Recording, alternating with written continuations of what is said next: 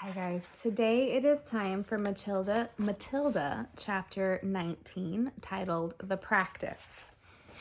Matilda found the house empty as usual. Her father was not yet back from work, her mother was not yet back from bingo, and her brother might be anywhere. She went straight into the living room and opened the drawer of the sideboard where she knew her father kept a box of cigars. She took one out and carried it up to her bedroom and shut herself in. Now for the practice, she told herself. It's going to be tough, but I'm determined to do it. Her plan for helping Miss Honey was beginning to form beautifully in her mind. She had it now in almost every detail, but in the end, it all depended on her being able to do one very special thing with eye power. She knew she wouldn't manage it right away, but she felt very confident that with a great deal of practice and effort, she would succeed in the end. The cigar was essential. It was perhaps a bit thicker than she would have liked, but the weight was about right. It would be fine for practicing with. There was a small dressing table in Matilda's bedroom, with her hairbrush and comb on it, and 2 library books. She cleared these things to one side and laid the cigar down in the middle of the dressing table. Then she walked away and sat on the end of her bed. She was now about 10 feet from the cigar. She settled herself and began to concentrate.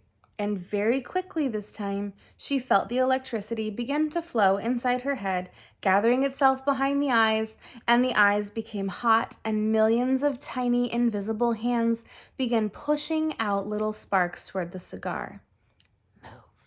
She whispered, and to her intense surprise, almost at once, the cigar with its little red and gold paper band around the middle rolled across the top of the dressing table and fell on the carpet.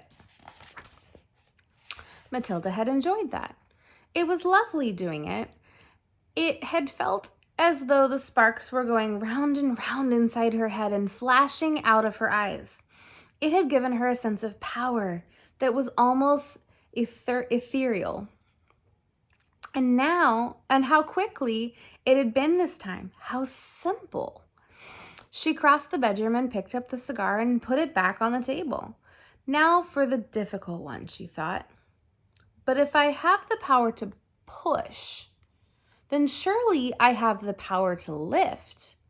It is vital I learn how to lift it. I must learn how to lift it right up in the air and keep it there. It is not a very heavy thing, a cigar. She sat at the end of the bed and started again. It was easy now to summon up the power behind her eyes. It was like pushing the trigger in her brain. Lift, she whispered. Lift, lift.